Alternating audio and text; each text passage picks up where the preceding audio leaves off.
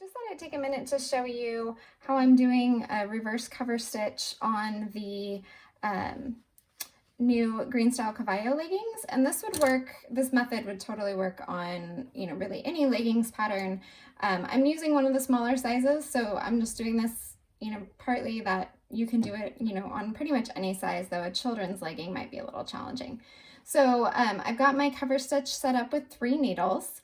And my fabric, my pants are right side out, but I've turned them so that I'm gonna start stitching on the inside at the top. So you don't wanna start down by the ankle because that's not gonna be enough space.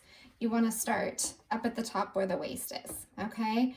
And I've already serged the seam. I'm always pressing it toward the back of the pants, which in this case, is going to be, or at least, away from the pocket. So not necessarily the back, but away from the pocket because you don't want to obscure the pocket.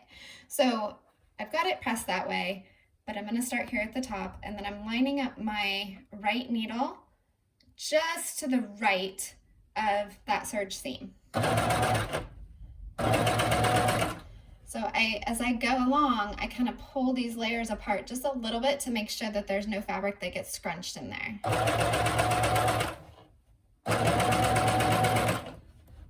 And you'll see as I go down that I'm going to have to kind of push this fabric up.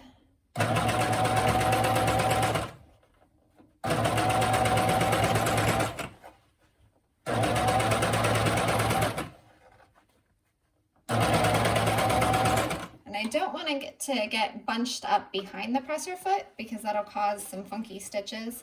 So each time I'm just kind of pushing this out and then making sure that it comes out back there.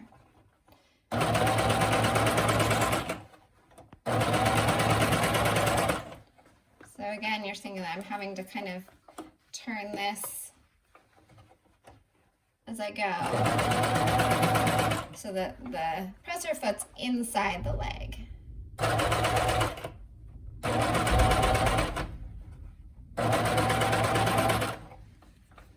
So I'm just kind of continuing to go down, make sure as much as I can that it's not getting bunched up behind there.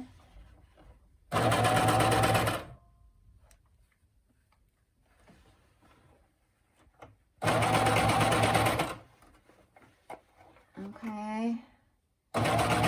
So it does get a little bit more challenging as you go down the leg, but it's definitely possible. And again, just trying to keep it cleared out of there. This is almost kind of like what happens when your shirt gets inside out and you have to stick your hand in there and turn it out. That's kind of the feeling you get when you're doing this.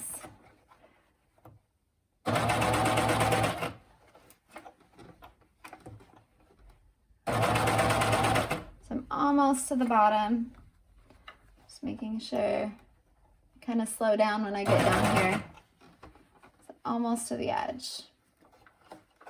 Just keeping it, but I'm still making sure that my fingers are pulling it apart. And